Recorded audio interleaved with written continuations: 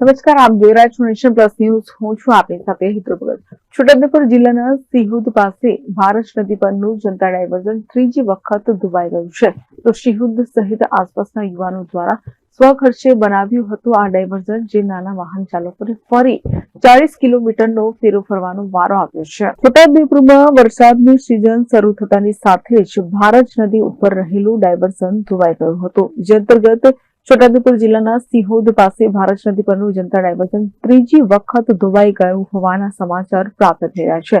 તો સિહોદ સહિત આસપાસના યુવાનો દ્વારા સ્વખર્ચે આ ડાયવર્ઝન બનાવવામાં આવ્યું હતું, જે ગત રાત્રે વરસેલા વરસાદ અને ઉપરવાસમાંથી ભારત નદીમાં પાણીનો પ્રવાહ વધતા સંપૂર્ણ રીતે આ ડાયવર્ઝન ધોવાઈ ગયું હતું, જેને લઈને હવે ફરી નાના વાહન ચાલકોને 40 કિલોમીટરનો ફેરો ફરવાનો વારો આવ્યો છે. Rehan Patel, nation plus news, Chhota Udepur.